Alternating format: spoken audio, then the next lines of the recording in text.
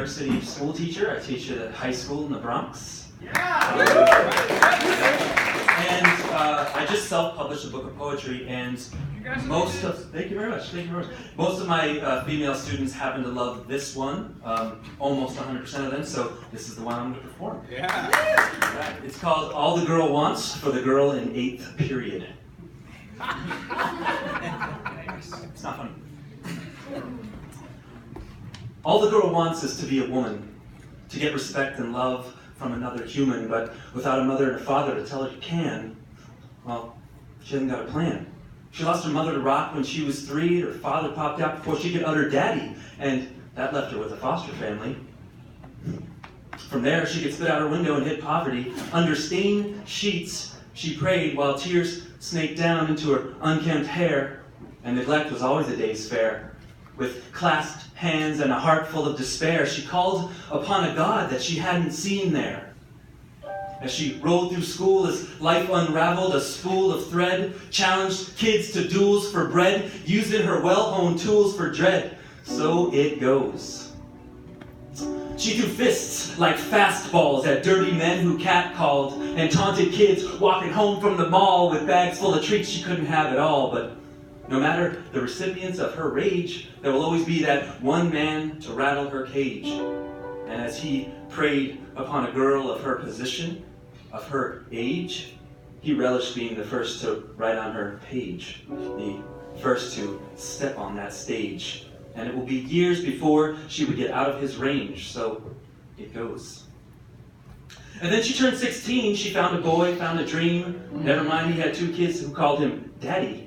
It seems that he loved her, and she loved him, so legs opened on a whim, happy to receive the likes of him after years of the other him. But the story's played out in that old familiar way, and, well, she popped out in that family way, and he was so sorry, but he couldn't stay. So it goes. All right, sorry, I said something wrong. No, I'm mistaking her for somebody who wasn't strong. She gained control by unraveling her hands and her hate. She turned into fuel and opened the gates, gripping the road with a full tank. Our girl here? Nah. She handled that man who took out his pen to write on her hand. She shouted fire in her own theater, and he fled that stage when he couldn't be with her. And out of the range of his arsenal, her movement became centrifugal, forcing him back, and away. It was beautiful. She rounded those bases and came up with aces in a couple of classes. She ignored those boys and those comments about big fat asses. It was glorious.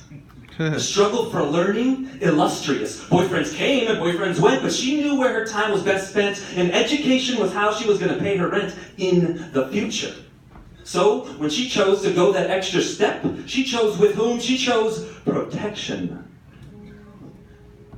It was up to her to say how far they would go. There was no danger of any renegade seed from a deed ill-conceived. Needless to say, she graduated.